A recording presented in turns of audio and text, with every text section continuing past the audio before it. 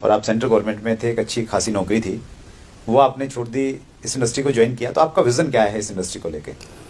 Sir नौकरी की बात बताऊं तो नौकरी की तो एक डेफिनेशन है सर कि भूखे आप मरोगे ना और पैसे वाले कभी बनोगे। जी जी, ये तो एक जिंदगी काटने का जरिया है। बिल्कुल सही बात है, क्योंकि ये हमारे माँ बाप ने, हमारे समाज ने हमें जो दिखाया है, हम उसी की तरफ ज्यादा जाते हैं। राइट।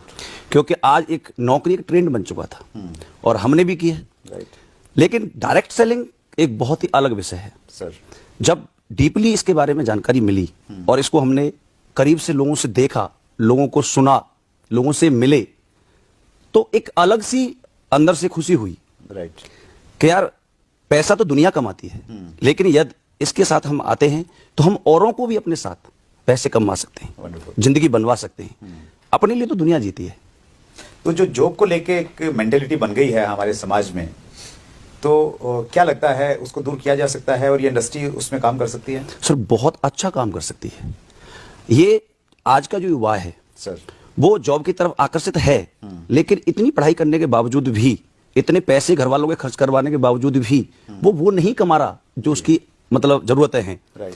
जब कोई उम्मीद के मुताबिक पैसा नहीं कमा पाता है तो वो अलग दिशा में कुछ न कुछ करने की कोशिश करता है। राइट। और आज डायरेक्ट सेलिंग सिर्फ शहरों तक नहीं सर, गांव तक जी। ये पहुंच चुकी है और इसका प्रभाव बहुत जल्दी आपको देखने को मिलेगा।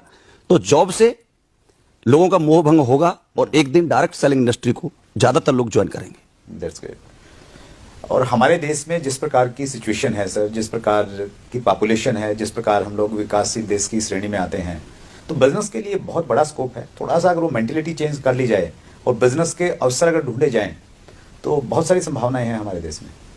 हाँ, डायरेक्ट सेलिंग के लिए तो बहुत बड़ी संभावना है, लेकिन इसे बदलने के लिए हमें कुछ करना पड़ेगा। राइट जो लोग सक्सेसफुल हैं आज इंडस्ट्री के अंदर, उन लोगों को इसके लिए बहुत बड़ी पहल करनी पड़ेगी। सर। अपने लिए काम ना करके हमें पहले समाज के लिए काम करना पड़ेगा। राइट। बड़े बड़े इंस्टीट्यूट में जाएं, उनके कॉलेज के जो डायरेक्टर हैं उनसे मिलें, हम जाकर के डायरेक्ट सेलिंग का विजन लोगों को दिखाएं राइट कि आप यहां से कहां तक पहुंच सकते हैं।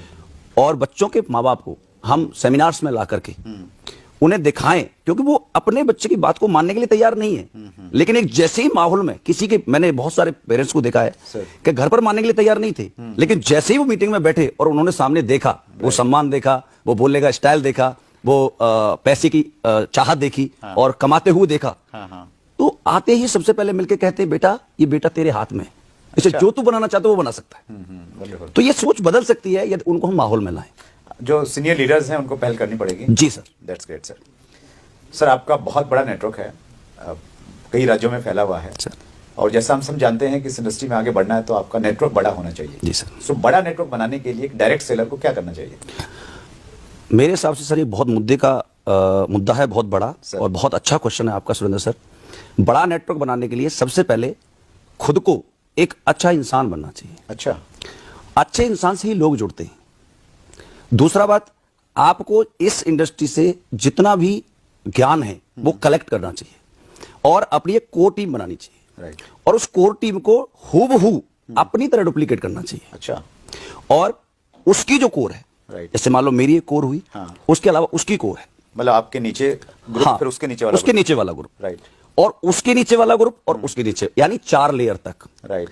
4th लेयर तक मेरी एजुकेशन जानी चाहिए। अच्छा, वहां तक मैं डायरेक्ट टच बनाऊं जी। और अपनी एजुकेशन को वहां डुप्लीकेट करूं। होता क्या है सर इसमें ज्यादातर कि जितने भी हमारे लीडर्स होते हैं वो एक कोर बना देते हैं, फिर वो सोचते हैं कि ये नीचे वालों को पढ़ाएं। जी जी जी। आपने कभी ऐसा देखा है कि 10th क्लास का बच्चा 5th क्लास के बच्चों की क्लास लेता हो? नहीं, टीचर ही लेता है। टीचर लेता है। टीचर का जो ज्ञान है वो 10th के बच्चे में नहीं हो सकता ना।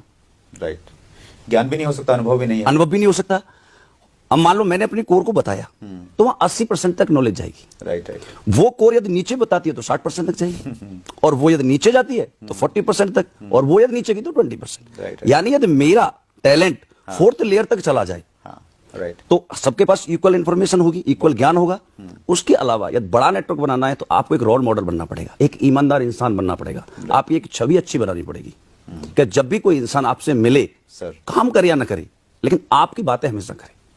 मतलब मैं अगर बड़ा नेटवर्क बनाना, मुझे अच्छा इंसान बनना है, रोल मॉडल बनना है, तो मेरी अच्छी आदतें हों, बिल्कुल ईमानदार हों थोड़ा सर। और क्या क्या होना चाहिए सर? ईमानदार होना चाहिए। जो आपने कमिटमेंट किया है, राइट, वो कमिटमेंट हमेशा पूरे होने चाहिए। जो टीम को बोल दिया, हाँ, फिर उसमें कोई किंतु परंतु नहीं। बिल्कुल, जहां आपने टाइमिंग दिया हुआ आपको टाइम से पहुंचना चाहिए। राइट। आपके अंदर कोई बैड हैबिट नहीं होनी चाहिए, क्योंकि लोग, नेटवर्कर जो होता है एक शीशे के महल में रहता है सर, उसे सब वॉच कर रहे होते हैं। वो किसी को कर रहा है या नहीं कर रहा इससे कोई मतलब नहीं, लेकिन उसे सब वॉच करते हैं। तो आपको एक ऐसा सिंपल, आपके अंदर अहंकार नहीं होना चाहिए,